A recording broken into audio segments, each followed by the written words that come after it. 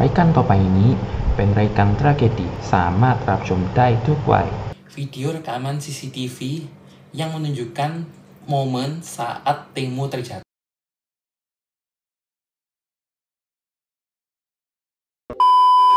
Oke kap, ini kap, Hani kap di channel John Wadi kap, wadidaw.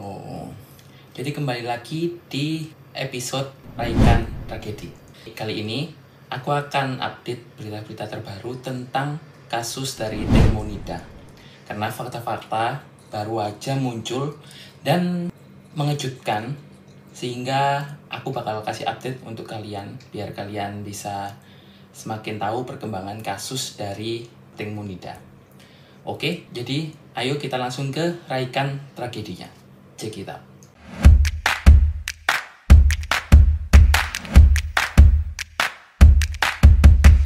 Nah, update berita yang pertama datang mengejutkan dari berita sang ibu Tengmu.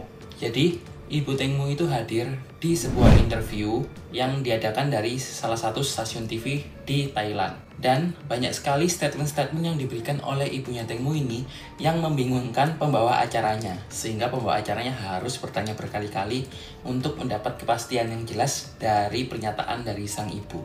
Ibaratnya, kalau di Indonesia, ibunya ini lagi dipanggil oleh Mata Najwa, lalu ditanya dengan hal-hal yang tajam dan langsung to the point.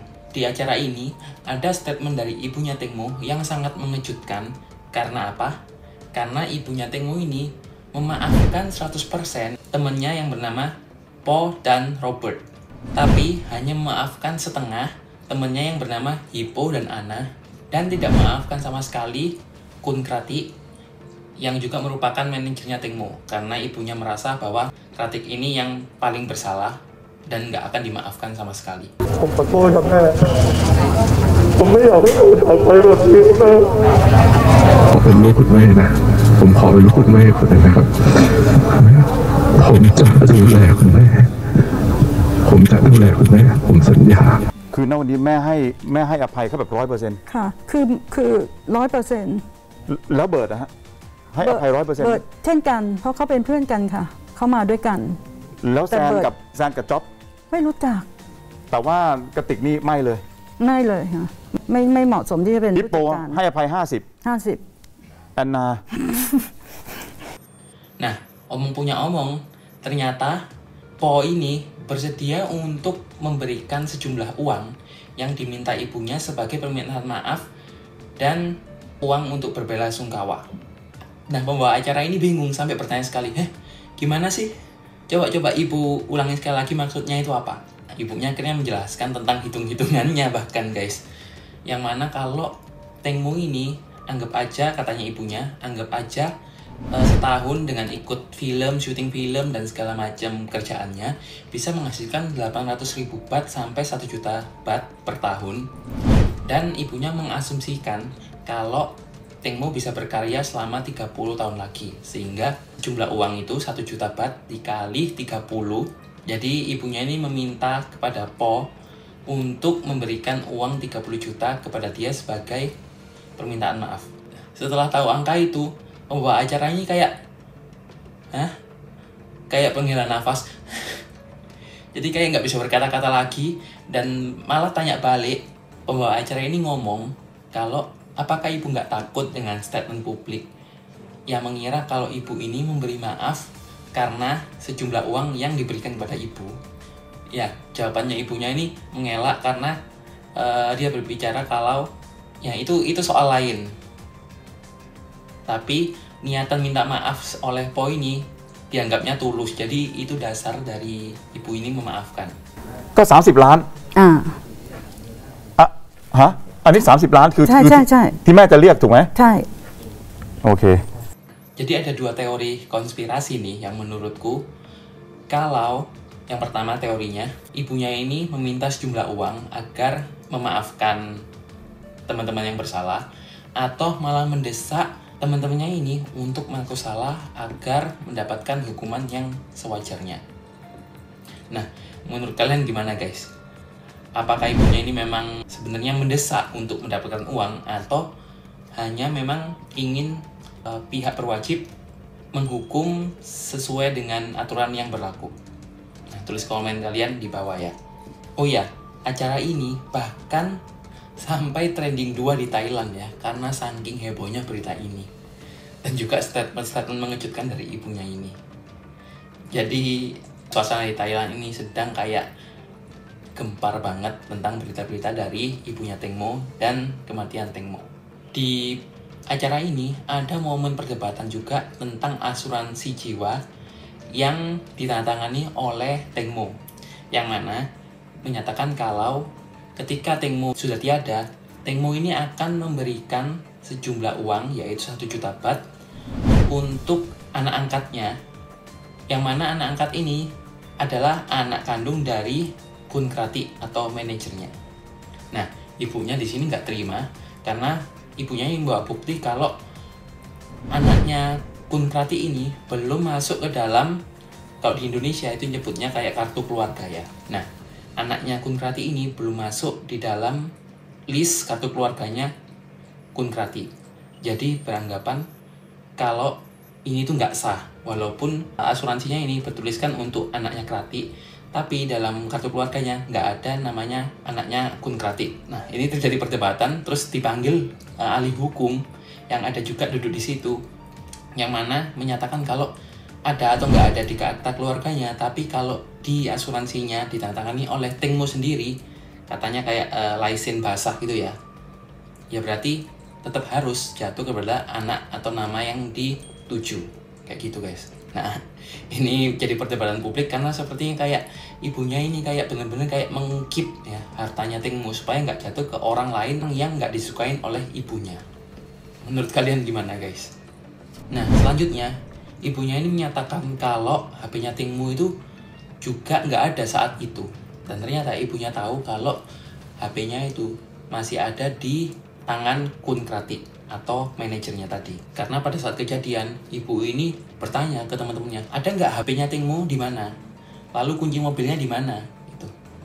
Tapi pada saat itu keadaan lagi kayak rumit-rumitnya, jadi yang sini lari ke sana, yang ini lari ke sana, jadi kayak nggak ada yang jawab HP dan kunci mobilnya di mana. Entah itu memang keadaannya lagi hektik atau memang kayak disembunyikan untuk keperluan lain gitu. Ibunya ini takut jika ada postingan-postingan atau data-data dari HP-nya Teng Mo ini yang dihapus. Dan nyatanya memang benar, beberapa data itu dihapus seperti postingan Instagram yang mana menunjukkan kalau Teng Mo itu sebenarnya bisa berenang, itu dihapus. Jadi sebelum kejadian itu, postingan Teng Mo berkurang beberapa postingan setelah kejadian itu.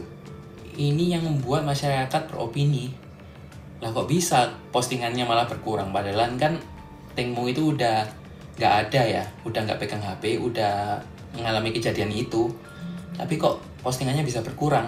Nah, ini pasti ada yang menghapus dan masyarakat mencurigai bahwa Kun Krati ini yang menghapus, karena satu-satunya orang yang bisa akses untuk ke HP-nya Teng Mo ini hanyalah Kun Krati, karena Kun Krati ini manajernya. Nah, fakta lain juga bilang kalau Kun Krati ini memang sangat dekat banget sama Teng Mo, sampai juga tinggal serumah dengan Teng Mo. Jadi segala sesuatunya, bahkan hanya mungkin password HP, ya otomatis Kun Krati pasti tahu, karena kan sebagai manajer juga harus tahu semuanya kan. Kalau ini beneran jengkelin banget ya, kayak ngapain dihapus gitu loh kan. Ya mungkin bener ya, mungkin takut ya maksudnya.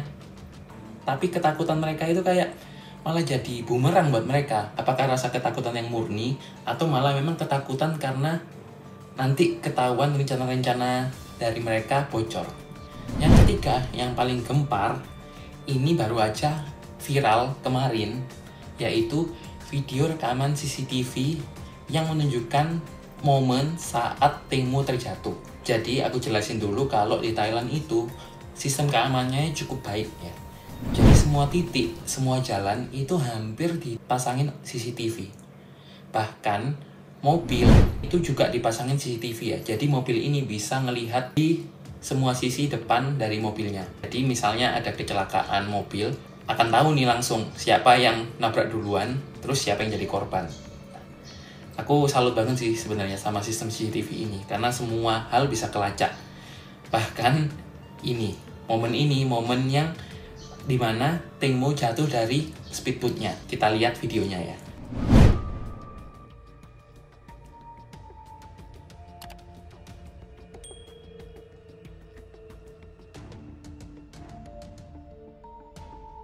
Kalau dilihat dari video, Tengmo ini terjatuh bukan saat posisi jongkok ya.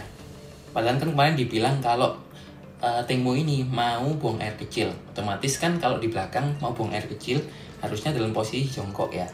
Tapi di video ini terlihat Tengmo itu jatuh seperti membentuk sudut ya. Kayak membentuk sudut yang kayak ada dorongan atau bahkan lompatan.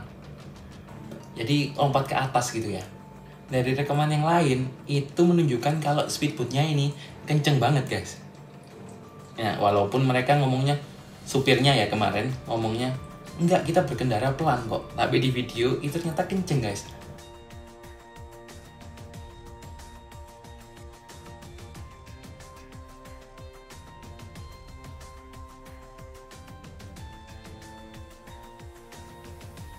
อยู่ตรงนั้น ครับ ในจังหวะที่ตกลงไป นี่ตกแล้ว นี่ค่ะ ตกแล้ว พอตกลงไปปุ๊บนี่เห็นไหมคะเรือเนี่ยวิ่งออกไปเป็นระยะเวลา1 นาทีตามคำให้การของคน 5 คนที่อยู่บนเรือบอกว่า ครับ พอตกปุ๊บแซนตะโกนปั๊บโมตกเรือ แล้วเรือเนี่ยก็หยุดทันทีก่อนที่จะวนกลับมารับคุณแตงโมมาหาคุณแตงโมด้วยระยะเวลา1 นาทีอาการจำลองนี้เราเห็นอะไรรู้ไหมคะ ครับ เราเห็นได้ชัดเจนเลยว่า ไม่ว่าคุณจะตกด้วยความเร็วคงที่ หรือคุณจะตกด้วยแรงกระชาก ครับ คุณจะไม่ถูกดูดลงไปใต้ท้องเรือ นู่น ถูกต้อง ลอยไปนู่นอ่ะ Tapi terlepas dari itu, aku masih ragu.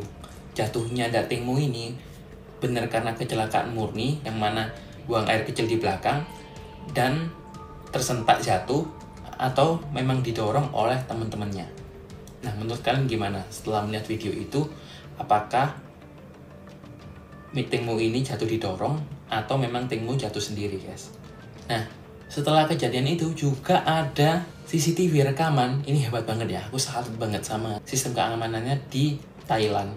Jadi bener-bener bisa kayak mendeteksi orang, kayak dicek semuanya ya, kayak nggak nyangka banget, hebat banget. Ini 2 orang temennya pulang jalan kaki di jalan raya dengan keadaan santai guys, kayak nggak panik gitu kalau temennya habis jatuh. คุยผ่านไปเรื่อยๆฮะเวลามันก็จะเนิ่นนานไปเรื่อยๆแล้วที่เจ้าหน้าที่กู้ภัยอ่ะคุณผู้ชมจำได้ไหมนี่แหละฮะยิ่งเกิดคำถามอีกตอนแรกนึกว่าจบแล้วพอหลักฐานตัวนี้เปิดปุ๊บมันไม่น่าจะจบแล้วว่าทำไมคุณไม่คุยไม่บอกเจ้าหน้าที่หรือไม่ Jadi kayak nggak ada apa-apa gitu. Harusnya kan kalau misalnya orang panik atau apa harusnya lari kan. Padahal juga jalan itu ada polisi juga kan. Nah, harusnya lari aja kalau panik, terus bilang ke polisi, Pak, tolong bantu saya, tolong hubungin polisi Pak. Kalau teman saya ini tenggelam di sana gitu kan. Tapi kok ini kayak santai aja pulang jalan kaki sambil kayak ngobrol-ngobrol. Ini salah satu kejanggalan tambahan yang tayang ditemukan kemarin yang membuat kasus ini semakin rumit dan harus tetap dilanjutkan sampai tuntas. Sekian kontennya. Kalau misalnya ada update ketiga selanjutnya, aku akan update. Jadi pastiin kalian ikutin terus berita ini dari channel aku. Kalian bisa subscribe, share juga, dan komen pendapat kalian di bawah supaya nggak ketinggalan tentang update-update terbaru dari berita ini. Semoga bermanfaat bagi kalian nonton, dan aku berharap untuk kalian lebih hati-hati. Misalnya untuk kalian berpergian atau bahkan mungkin naik speedboat ya, jangan lupa pakai pelampung, dan juga jangan duduk atau melakukan hal-hal yang berbahaya di tepi-tepi speedboat ya. Karena kan namanya speedboat, kalau misalnya tersentak atau lagi kenceng pasti kejungkal ke belakang kan. Oke, sekian untuk teman-teman yang sudah nonton sampai akhir. Aku ucapin Khop Kun Khap, John Wadikap, Wadidaw.